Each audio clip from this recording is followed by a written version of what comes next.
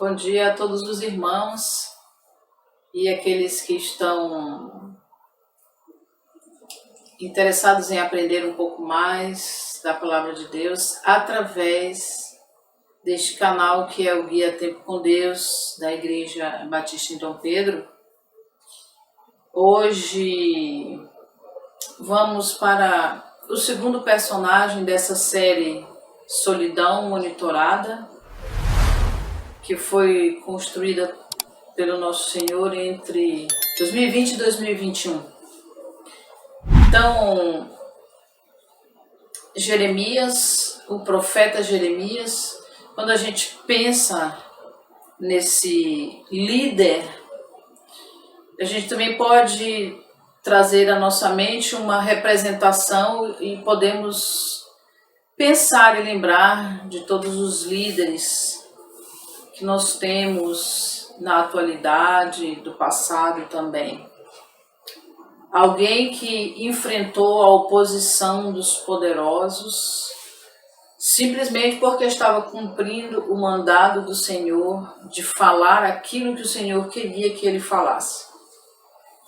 Então, há momentos de perigo, de encarceramento por parte de Jeremias, mas nós vamos focar a partir do capítulo 36. Então, no capítulo 36, Jeremias bate de frente com o rei Jeoaquim, e ele tem um auxiliar, que é aquele que escreve aquilo que Jeremias vai ditando. Esse auxiliar dele se chama Baruque e é fundamental para o Jeremias, o líder. Isso também nos faz refletir que, independente do líder, da sua capacidade, todos precisam de colaboradores, não é?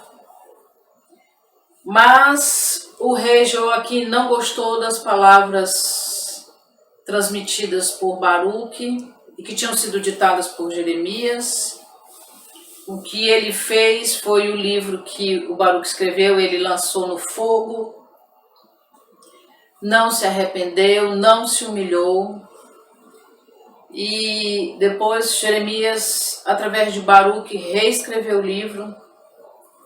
Nós entramos no capítulo 37 e dessa vez Jeremias confronta um outro rei, um outro poderoso que se chamava Zedequias. E mais uma vez as palavras não agradam, porque o que Jeremias estava falando vinha da parte do Senhor. E a ira do Senhor estava para se cumprir, ou seja, Jerusalém ia ser invadida, sitiada, etc. Então nós observamos aqui no capítulo 37, os versículos 15 e 16, nós lemos assim: os príncipes irados contra Jeremias açoitaram-no e o meteram no cárcere, na casa de Jonatas, o escrivão, porque a tinham transformado em cárcere. Tendo Jeremias entrado nas celas do calabouço, ali ficou muitos dias. Então, é um líder, está fazendo a obra de Deus, mas é um ser humano. E que nesse momento estava sendo maltratado, perseguido, açoitado por fazer a obra de Deus. E ele manifesta a sua humanidade.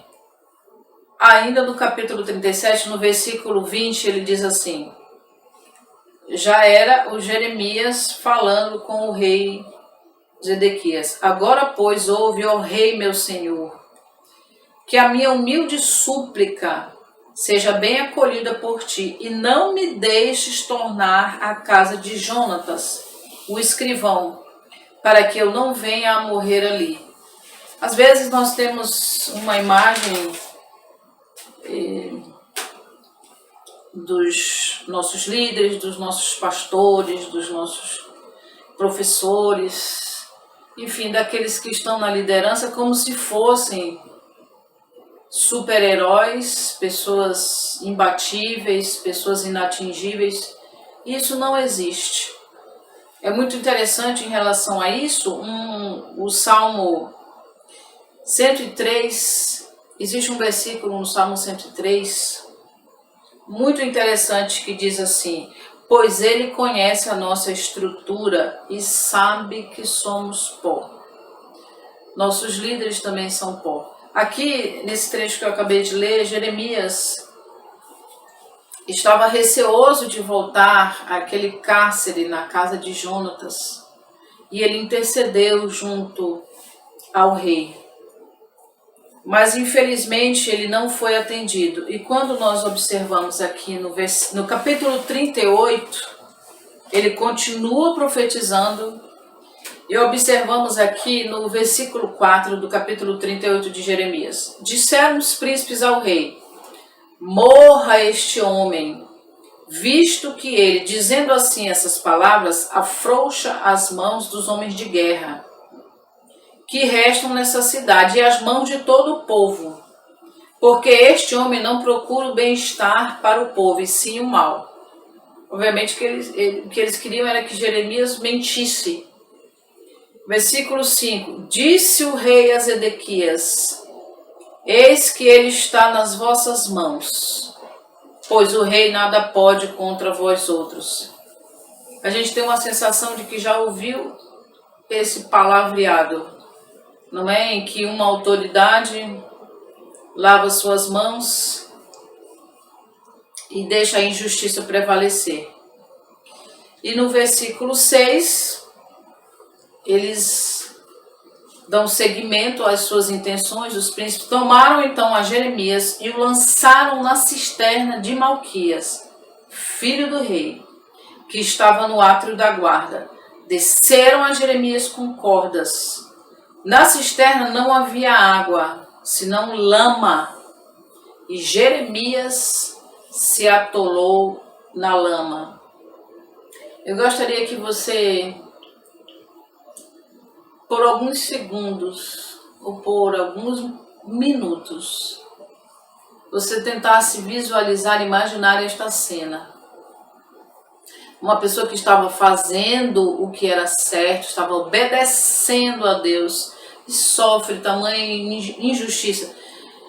Imagina o que esse profeta estava sentindo, literalmente no fundo do poço, cercado de lama. Imagina você o que passou na cabeça dele, como ele se sentiu, provavelmente injustiçado, provavelmente temeroso, angustiado, porque ele, assim como nós, ele é pó, ele era barro. Então esse foi um momento um pouco dramático na vida de Jeremias, mas a intervenção de Deus veio através de um eunuco chamado Ebed-Meleque. Esse rapaz arriscou o seu pescoço e foi clamar por Jeremias junto ao rei Zedequias. Ele foi ousado, ele foi corajoso, ele foi bondoso.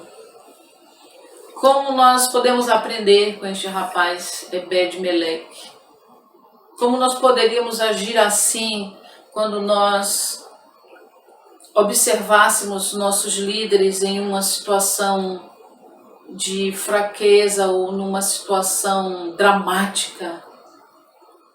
Como nós poderíamos ser Ebedes-Meleques nas mãos do Senhor, não é verdade? Então, ele foi junto ao rei e pediu pela vida do Jeremias, dizendo que se o Jeremias continuasse ali, ele iria morrer. E o rei atendeu ao pedido desse eunuco.